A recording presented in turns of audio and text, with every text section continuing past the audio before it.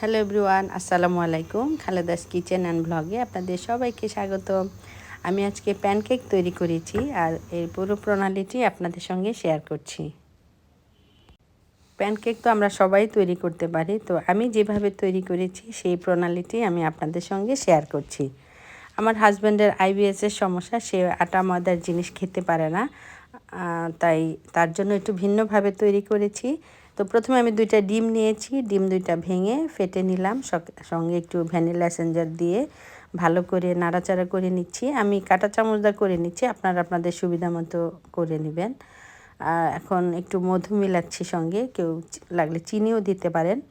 আর আমি এখানে half cup ময়দা দিলাম। তারপরে এই ময়দাটা হচ্ছে গ্লুটেন ফ্রি, আমি এটা অস্ট্রেলিয়া থেকে আমার হাজব্যান্ডের জন্য নিয়ে এসেছিলাম। সে মানে আটা ময়দার জিনিস খেতে পারে না, আর অস্ট্রেলিয়া অ্যাভেলেবেল পাওয়া যায় এগুলো। তো আধা কেজি মানে হাফ কাপ পরিমাণ দিয়ে ভালো করে মিশিয়ে নিলাম যাতে কোনো দানা না থাকে।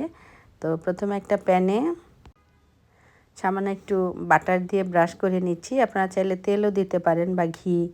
তো তারপর ছোট ছোট করে একসঙ্গে 2-3টা দিলাম, অল্প অল্প করে দিচ্ছি যাতে সুন্দর হয়। আর সঙ্গে একটু বেকিং পাউডার দিয়েছিলাম অল্প 1 চিমটি পরিমাণ, আমার পরিমাণটা খুবই কম ছিল। তারপর ঢেকে দিলাম, ঢেকে দিলে একটু ফুলে সেই জন্য। তো এভাবে দোনো পিঠ করে ভেজে নিচ্ছি।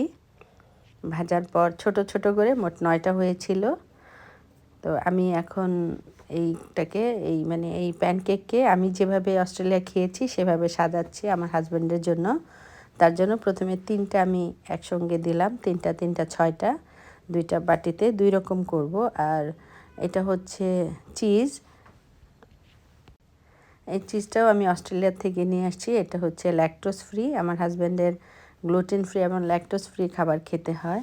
তো এখন চিজ একটা খুলে নিলাম, খুলে একটা চিজ আমি প্যানকেকের উপরে দিলাম। আমরা সেখানে খেয়েছিলাম হুইপ ক্রিম দিয়ে, তো আমি যেহেতু হুইপ ক্রিম বাসায় নাই, তো আমি চিজই দিলাম। তো প্রথমে একটাতে চিজ দিলাম আর আরেকটার মধ্যে আইসক্রিম, ভ্যানিলা আইসক্রিম দিলাম। এই যে 2টা বাটিতে 2টা রেখেছি এবং তারপর দিয়ে দিলাম ম্যাপেল সিরাপ, একটু ম্যাপেল সিরাপ দিয়ে ডেকোরেশন করে দিলাম এবং খেতেও খুব মজা হবে। তারপর আমার হাজব্যান্ডকে খেতে দিলাম।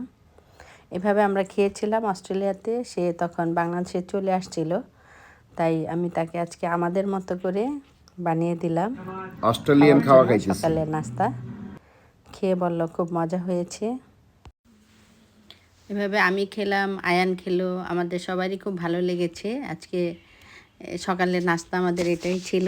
তো সবার কেমন লেগেছে সবাই চেষ্টা করবেন এভাবে খেতে। অনেকে অনেক কিছু দিয়ে খান, মধু দিয়ে খান, তো আমরা এভাবে খেয়েছিলাম আর সেভাবে আজকে সকালের নাস্তাটা তৈরি করলাম, সবাই মিলে খেলাম। সবাই ভালো থাকবেন, খোদা হাফেজ।